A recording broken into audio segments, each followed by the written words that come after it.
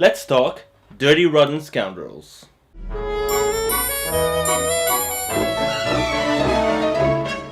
Dirty Rotten Scoundrels follows a con man played by Michael Caine, he's a classy con man. He knows what he's doing, he's got loads of dough, he's, getting these really rich women to basically hand over their money by pretending to be some royal guy undercover. Some bullshit, but it works. He's living in this little French town, Beaumont-sur-Mer, and he's basically just doing his stuff, doing it well, doesn't want it to be disturbed. And then this guy shows up.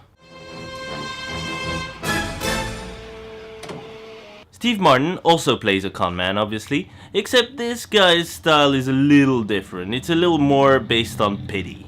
He basically gets all these women to listen to his stories about his sick grandmother, the oldest trick in the book, and they kind of buy it and give him money for that, but small potatoes. He's a petty criminal rather than a full-blown, con man with the whole operation.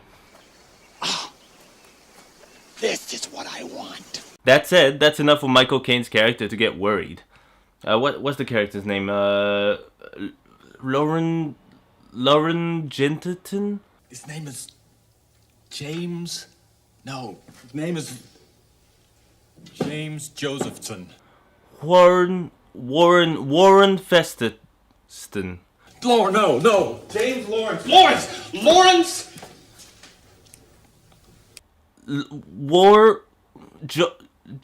Joran? Lawrence Fells. Lawrence Fangs. Joran Selmerton. Lawrence Jesterton. Lawrence Jameson? Yes! That's it. Sorry, I just left my mind there for a second. So Michael Caine tries to get rid of Steve Martin however he can, by either getting him arrested or getting some woman to kind of lure him away from Beaumont-sur-Mer.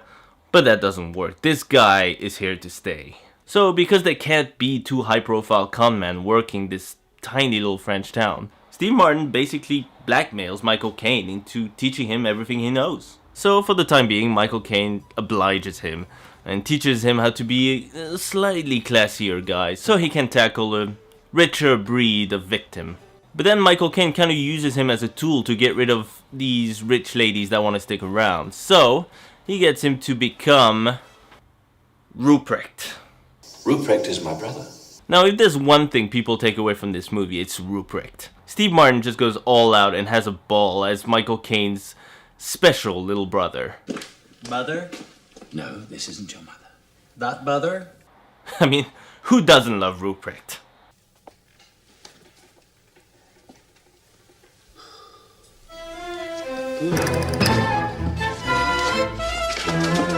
Okay, maybe her. Excuse me. May I go to the bathroom first? Of course you may.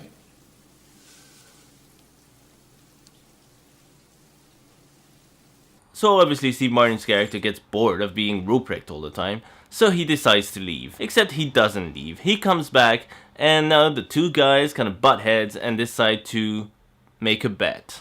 Set a price, and the first man to extract the correct amount from her wins.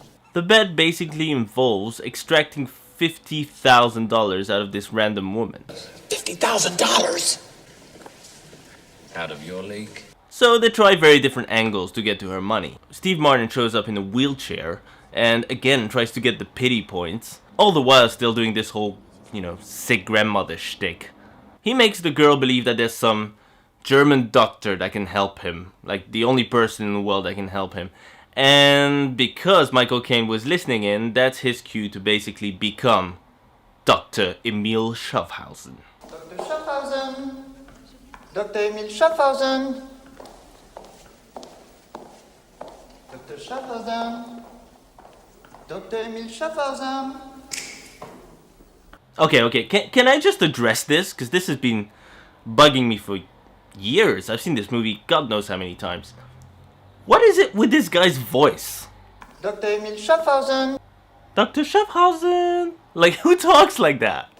Dr. Emil Schaffhausen! Now, I'm French, and my voice is pretty annoying. As you guys on YouTube, you commenters there have clearly showed me over the years. Thanks for the harsh words. But anyway, I like to think it's not as weird as that.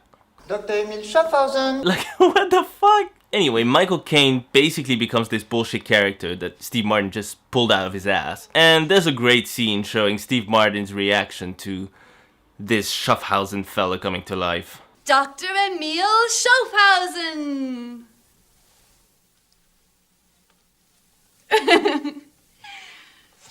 At last we meet, Officer Benson. After all those letters, I feel that I know you. Obviously, it's the perfect opportunity for Michael Caine to show Steve Martin who's boss. Dr. Emil Schaffhausen.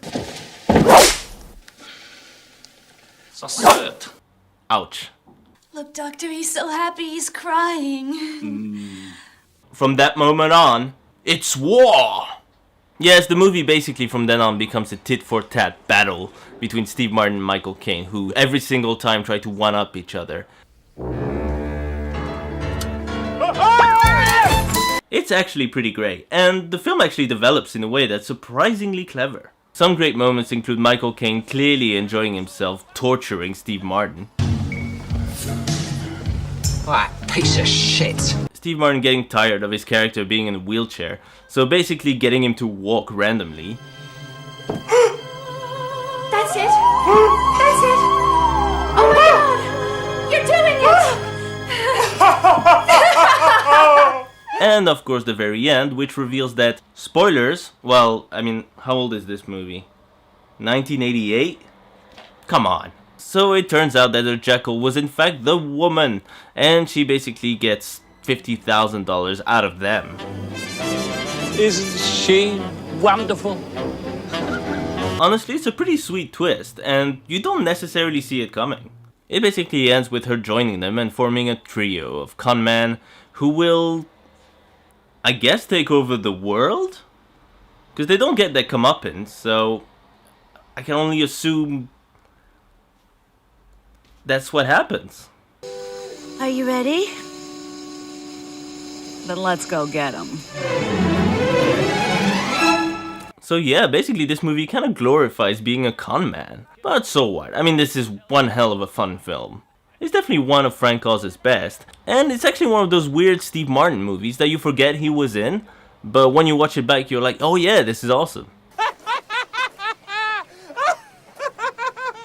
It's just a very effective little comedy, and I do definitely recommend it. I give it 4 Ruprechts out of 5. Definitely one to check out, especially if you're a Steve Martin fan.